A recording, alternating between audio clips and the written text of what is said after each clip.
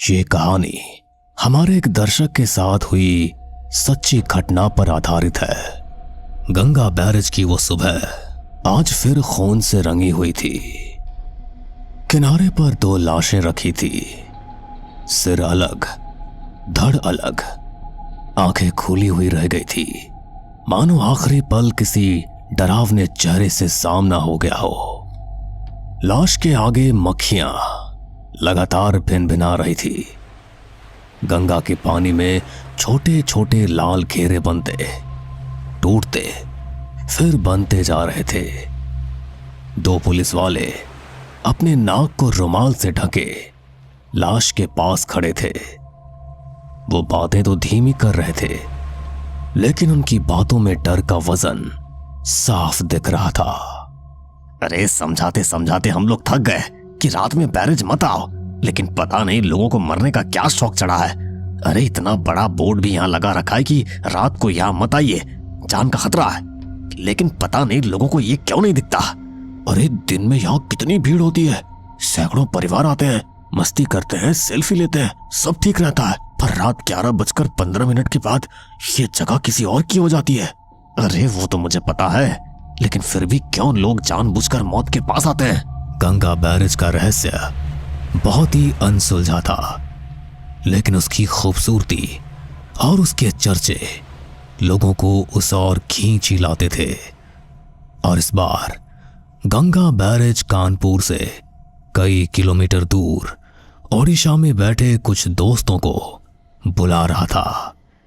अभी, प्रीति, श्वेता, सार्थक और आकाश, ये नाम थे उन पांचों दोस्तों के, जो छत पर बैठे चाय की चुस्की ले रहे थे। सामने नमकीन का पैकेट भी पड़ा था, जिसे धीरे धीरे वे खा रहे थे। बीच बीच में ठहाकों का सिलसिला भी चल रहा था। उन्हीं ठहाकों के बीच आकाश ने अभी से पूछा, तो भाई इस बार बर्थडे का क्या प्लान है? गोवा, मनाली या पूरी बीच? अरे इनमें से कहीं भी नहीं। अरे क्यों भाई, बर्थडे पार्टी नहीं देनी है क्या? अरे इस बार 21 का हो जाएगा तू, पार्टी तो भयंकर होनी चाहिए, ऑल नाइट होनी चाहिए। क्यों दोस्तों, इस बार पार्टी कानपुर में करेंगे, मस्त वाली और बिग वाली। कानपुर? हाँ यार, मेरे दादा दादी वहीं रहते हैं, कई साल हो गए उनसे मिले हुए, वो हमेशा मुझे बुलाते हैं। तुम लोगों को तो पता है ना, जब मैं 12 साल का था तभी पापा का यहाँ ट्रांसफर हो गया और हम सब ओडिशा चले आए। पापा ने कितना कहा दादा और दादी को कि हमारे साथ चलिए, लेकिन उन्हें तो वही मन लगता है, तो वो आए ही नहीं। कानपुर का आइडिया मस्त है यार, हम सब लोग नई जगह घूम भी लेंगे, तुम्हारे दादा दादी से भी मिल लेंगे और रोड ट्रिप भी हो जाएगी। और कानपुर की टिक्की चाट पहले दिन ही खाएंगे। मैंने एक रील्स में देखा था, बहुत ही टेम्पटिंग था यार वो। अरे देख ले बुक्कड़ को। वही मार्केट भी घूमेंगे, टाइम अच्छा गुजरेगा। दिन तय हो गया और फिर पांचों दोस्त निकल पड़े कानपुर की ओर। लंबी ड्राइव के बाद दोस्तों की टोली कानपुर पहुंची। घर के दरवाजे पर ही दादा और दादी टकटकी लगाए उनका इंतजार कर रहे थे, और जैसे ही पांचों वहां पहुंचे उनकी आंखें भर आई। उन्होंने सारे दोस्तों को गले से लगा लिया। इतना अपनापन, इतना प्यार देखकर रास्ते की सारी थकान दूर हो गई। 3-4 दिन उन्होंने पूरा शहर घूमा, हर एक नई चीज ट्राई की। इतनी सारी फोटो और सेल्फी सबने ली कि उनकी मोबाइल की गैलरी भरने लगी। हर दिन जब सारे दोस्त घूम कर आते, उसके बाद छत पर इनकी मंडली बैठती दादा और दादी के साथ, और शुरू होता किस्सों और कहानियों का सिलसिला। एक शाम की बात है, सभी लोग छत पर बैठे थे। दादी पास ही बैठी भुट्टा सेंक रही थी। तभी अभी ने दादी से कहा, दादी कल गंगा बैरेज चलते हैं ना, सब बोल रहे हैं वहां का व्यू बहुत अच्छा है। गंगा बैरेज का नाम सुनकर दादी के चेहरे का रंग उड़ गया, उनके होंठ डर से कांपने लगे। गंगा बैराज? अरे नहीं नहीं, वहाँ मत जाना, बिल्कुल मत जाना। क्यों दादी, हजारों लोग तो जाते हैं, प्लीज हमें मना मत करो ना, फिर न जाने कब आना होगा यहाँ। अभी ने दादी से यह बात इतने इमोशनल ढंग से कही कि दादी ने कहा, दिन में जाना हो तो जाओ, घूम लो, फोटो खींच लो, चाय पी लो, लेकिन याद रखना रात 11:15 के बाद इस जगह का नाम भी मत लेना, क्योंकि उस वक्त की हवा इंसानों की नहीं होती, वो किसी और की सांस होती है। उस वक्त जो आवाज उठती है वो सिर्फ सुनाई नहीं देती, वो तुम्हें अपनी ओर खींचती है। वो पुकार नहीं होती, वो पकड़ होती है। याद रखना, ये चेतावनी है। कहानी समझकर हंसोगे तो लौट नहीं पाओगे। ठीक है दादी, रात को कोई नहीं जाएगा। हाँ, सुबह ही चलेंगे। हाँ पक्का। दादी की बात को सबने सिर हिलाकर मान तो लिया, लेकिन सभी के जहन में एक ही सवाल चल रहा था कि आखिर क्या है गंगा बैरेज में? क्यों लोगों को रात के वक्त वहां जाने से मना किया जाता है? उसी रात की बात है। रात के 10 बज रहे थे। दादा और दादी तो गहरी नींद में जा चुके थे, लेकिन अभी की आंखों से नींद कोसों दूर थी। उसके सारे दोस्त भी जगे ही हुए थे। गाइस, छोटा सा नाइट ड्राइव करें, गंगा बैरेज के पास से होकर बस 20 मिनट का राउंड लगा ले। कोई कार से नीचे भी नहीं उतरेगा। ओए नहीं, पागल है क्या? दादी ने मना किया है ना। रात की हवा में ड्राइव का मजा ही अलग है। बैरेज के पास से निकलेंगे और वापस। चलो ना यार प्रीति, कुछ एडवेंचर हो जाएगा। अरे यही वक्त है, सड़कें खाली है। आखिरकार सभी लोग कार में सवार हुए। दरवाजा धीमे से बंद हुआ और कार गंगा बैरेज की ओर तेज गति से बढ़ चली। शहर की रफ्तार पीछे रह गई। आगे थी पेड़ों की लंबी परछाइयां और धुंध जो हेडलाइट से भी नहीं कट रही थी। घड़ी में 10:30 बज रहे थे। गंगा बैरेज के पास वो पहुंचने ही वाले थे। सड़क जो अभी तक सुनसान लग रही थी वो मनहूस दिखने लगी थी, क्योंकि कुत्तों की रोने की आवाज लगातार आ रही थी। तभी एक पानीपुरी वाले के ठेले पर सभी दोस्तों की नजर गई। एकदम से उसे देखकर सभी लोग डर गए। वे सभी यही सोच रहे थे कि इतनी रात को ये पानीपुरी वाला यहां क्या कर रहा है, क्योंकि रात को तो कोई इस तरफ आता ही नहीं है। लैंप की हल्की पीली रोशनी में उसका चेहरा साफ दिख रहा था। आंखें बिल्कुल सफेद जैसे बिना पुतलियों के, होंठ गहरे काले और वो हल्की लेकिन रहस्यमयी मुस्कान। स्ट्रीट लैंप की पीली रोशनी उस पानीपुरी वाले को इंसान कम और किसी अजीब परछाई जैसा बना रही थी। ए रुक, एक प्लेट हो जाए। इस टाइम यहाँ? डर तो सभी के सीने में धड़क रहा था, लेकिन फिर भी उन्होंने थोड़ी हिम्मत दिखाई और पानी पूरी खाने के लिए उतर गए। अंकल, इतनी रात में यहाँ इस जगह आपको डर नहीं लगता? डर तो तब लगता है जब बैरेज का पानी नाम लेकर बुलाता है। लौट जाओ, रात मेरी है। भैया, आप एक हॉरर पॉडकास्ट क्यों नहीं करते? मस्त व्यूज आएंगे आपके पॉडकास्ट पर। अभी ने ये बात हंसते हुए कही और फिर पानीपुरी वाले की ओर देखते हुए बोला, भैया एकदम तीखा बनाना पानी पूरी, ताकि आंखों में पानी आ जाए। और हाँ, थोड़े बड़े साइज के गोलगप्पे देना। और मेरे लिए गोलगप्पे छोटे कर देना। 2-3 दोस्तों ने जल्दी जल्दी पानी पूरी मुंह में डाल ली। बाकी 2 कदम भर पीछे हट गए। पहले कौर में ही अजीब सी कड़वाहट थी। पानी का स्वाद पुदीने का नहीं, धातु जैसा था, जैसे जंग लगे लोहे पर जीभ फेरती हो। गले से नीचे उतरते ही सबको झुरझुरी सी दौड़ गई। किसी ने कुछ बोला नहीं, बस आंखों में बेचैनी झलकने लगी। कार फिर धीरे धीरे आगे बढ़ी। पीछे रह गया वो ठेला। रियर व्यू मिरर में उसकी पीली बत्ती टिमटिमा रही थी।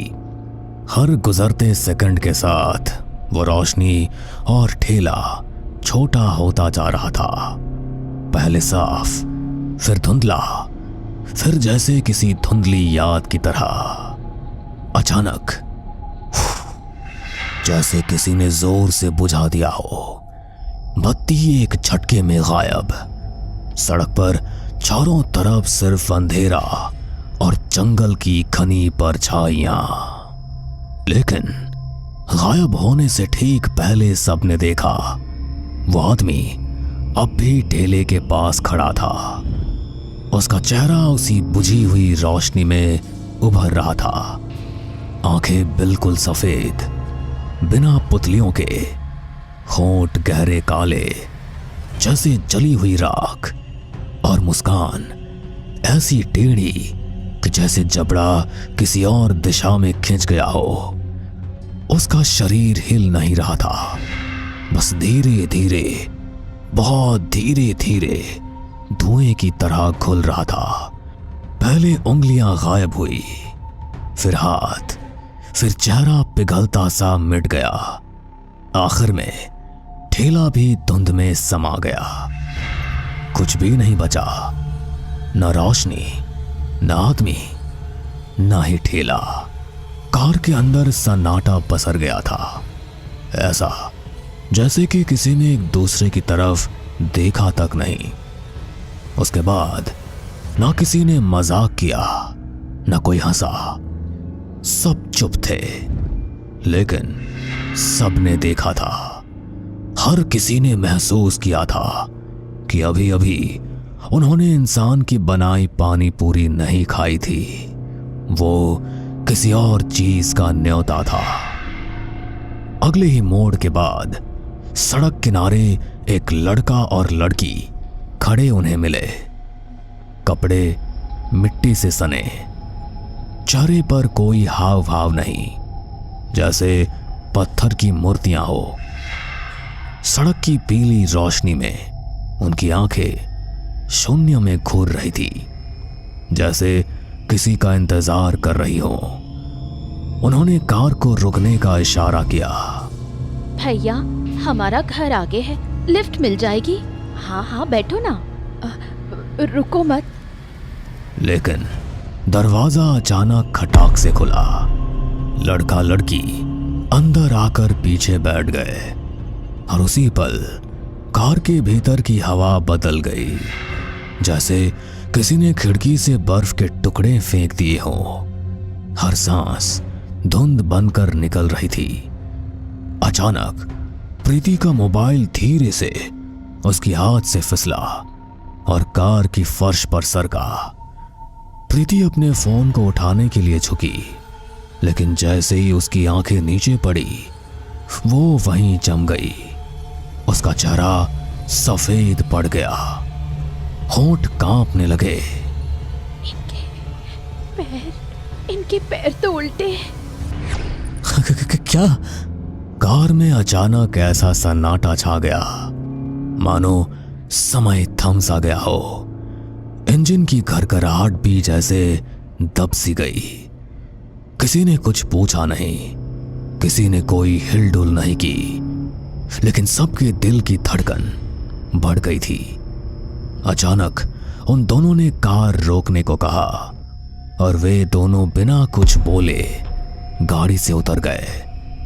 उतरते वक्त लड़की ने अपनी लंबी ठंडी उंगली कार की धुंधली खिड़की पर घुमाई।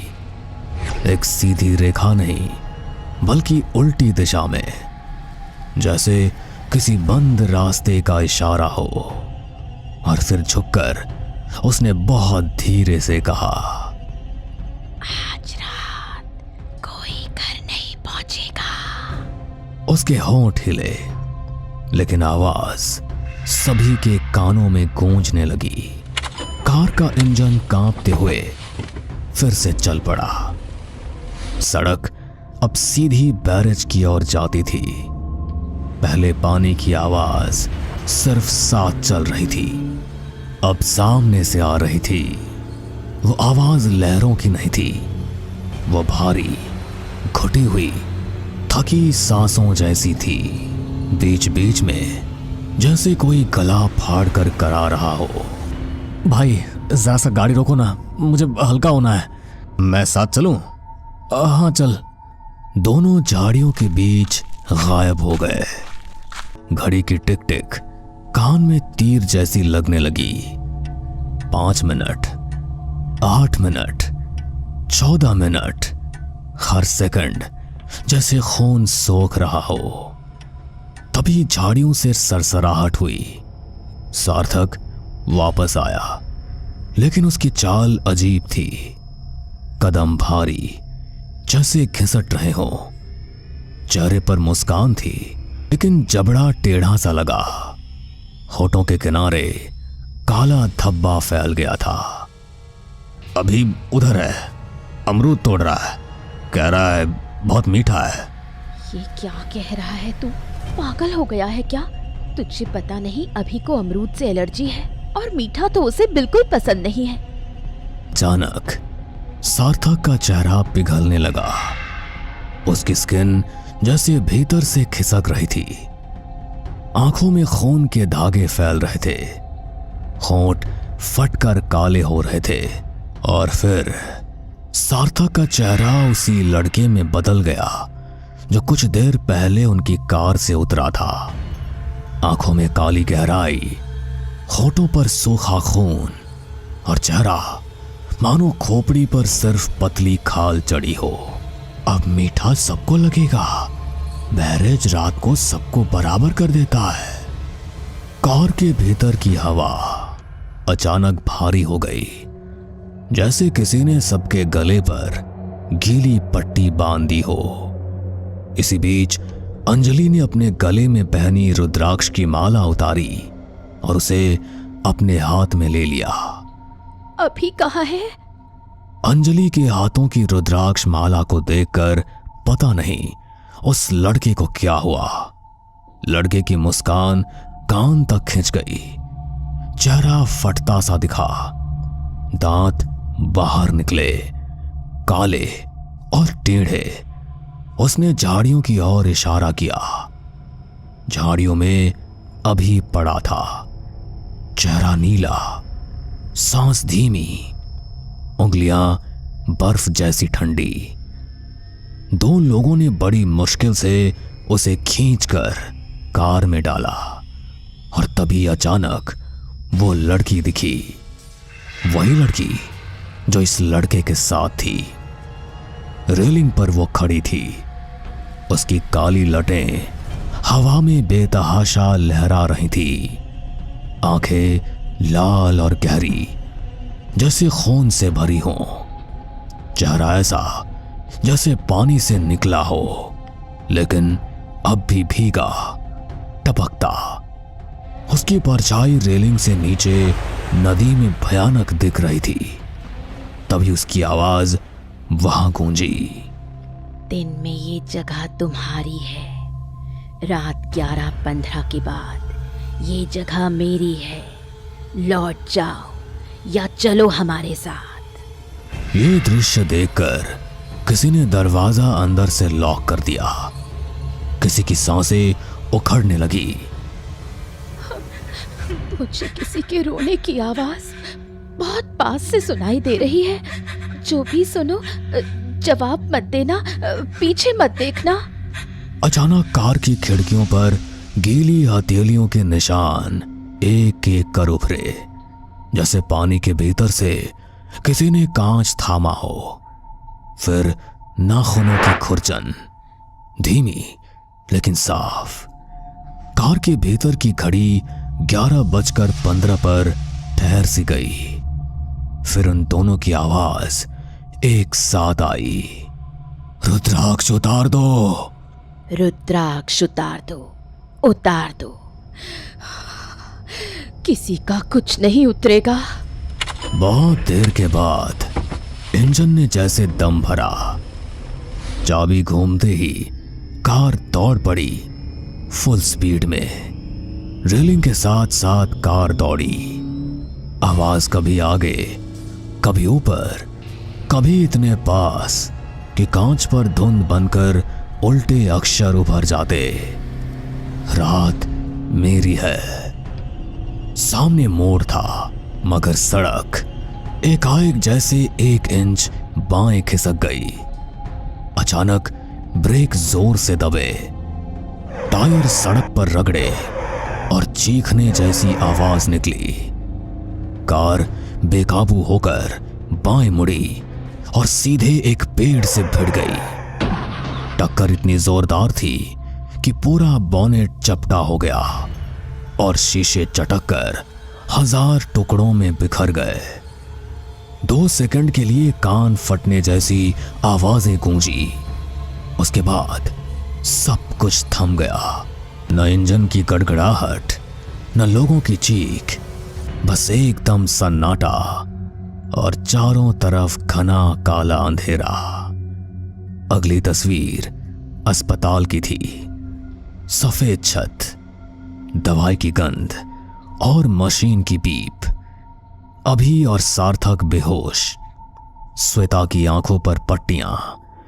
बाहर ड्यूटी पर खड़ा कंपाउंडर बोल रहा था कि रात में कोई भी हादसा आम नहीं होता, लेकिन इस समूह का हादसा बहुत अलग था। शरीर ठंडे पर दिल धड़क रहे थे। खिड़की पर नमी में उल्टे निशान बार बार बन रहे थे। पूरे 7 दिन वे लोग अस्पताल में रहे और जब वे घर पहुंचे तो दादी ने दहलीज पर गंगा जल छिड़का। अब सीधा ओडिशा। रास्ते में कोई आवाज बुलाए, कोई नाम पुकारे, जवाब मत देना, पीछे मत देखना, बैराज का नाम रात में मत लेना। जी ठीक है, चलो। सुबह की पहली रोशनी में कार धीरे धीरे शहर से बाहर निकल गई। सड़क पर चारों तरफ सन्नाटा था। तभी सामने फिर वही पानी पूरी वाला ठेला दिखाई दिया, लेकिन इस बार कुछ अलग था। हवा शांत थी, पत्ते भी नहीं हिले। पानी पूरी वाले के चेहरे पर कोई मुस्कान नहीं थी। उसने बस एक छोटा सा कागज हवा में उछाल दिया। कागज उड़ता हुआ आकर सीधा कार की विंडशील्ड पर चिपक गया। उस पर लाल रंग से उल्टे अक्षरों में लिखा था, रात मत लौटना। जब कागज हटाया गया, ठेला गायब था। सड़क पर कुछ भी नहीं था। किसी ने एक दूसरे की तरफ देखने की हिम्मत भी नहीं की। सबने बस अपनी सीट को कस के पकड़ लिया। दिन ढलते ढलते वे सब ओडिशा अपने घर पहुंचे। शरीर थका हुआ था, लेकिन माहौल में अजीब सी शांति थी। अंजलि ने अपने बिस्तर के पास रुद्राक्ष की माला रख दी। आंख लगने ही वाली थी कि अचानक मोबाइल स्क्रीन पर एक अननोन कॉल आई। कॉल पर कोई नंबर या जगह साफ नहीं दिख रही थी। कॉल उठाते ही वही धीमी गीली सी आवाज कान में आई, अमरूद, अमरूद मीठा है, 11:15 फिर आएगी। अंजलि की सांसें ठंडी हो गई, पर उसने कोई जवाब नहीं दिया। कॉल अचानक कट गई। खिड़की के शीशे पर नमी जमा हो गई। नमी अपने आप उल्टे अक्षरों में बदल गई। गंगा बैरेज 11:15। अगली सुबह सूरज सामान्य था। गली में चिड़ियों की चहचहाट थी। दूध वाला आया। सब कुछ रोज जैसा लग रहा था, लेकिन अंदर से सबको पता था कुछ बदल चुका है। मोबाइल की कॉल लॉग में रात 11:15 पर एक एंट्री दर्ज थी। लोकेशन कानपुर लिखा था, लेकिन नंबर नहीं दिखा। रुद्राक्ष की माला हथेली में गर्म जलते अंगारे जैसी महसूस हो रही थी। अभी की दादी ने सबको समझाया। उनकी आवाज धीमी थी, लेकिन साफ। कुछ जगह दिन में सबकी होती हैं, पर रात को किसी और की। दिन में जाओ, सम्मान से जाओ, रात में नाम भी मत लो, यही नियम है और यही बचाव है। दोस्तों, कहानी यहां खत्म नहीं होती। गंगा बैरेज दिन में बिल्कुल अलग दिखता है। धूप में चमकता हुआ, हवा चलती है, पुल की रेखाएं तस्वीर जैसी लगती है। लेकिन रात 11:15 के बाद वही पुल किसी और का नाम लिख देता है। अगर उस वक्त कोई आवाज पुकारे तो दरवाजा बंद रखना, खिड़की बंद रखना और सबसे जरूरी उसका जवाब मत देना, क्योंकि जो आवाज पानी बनकर पुकारती है वो आवाज अगर किसी को पहचान ले तो फिर छोड़ती नहीं। कई महीने बीत गए। दोस्त अब बैरेज का नाम रात में कभी नहीं लेते। कभी कभी अचानक हवा भारी हो जाती है, कभी खिड़की पर नमी की उल्टी लकीर अब भी बन जाती है, कभी दूर से पानी में किसी की कराह सुनाई देती है। ऐसे हर पल में सब एक दूसरे को देखे बिना एक ही वाक्य याद कर लेते हैं, रात में बैरेज का नाम नहीं लेना। और यही इस कहानी का आखिरी पड़ाव है, क्योंकि डर कभी खत्म नहीं होता।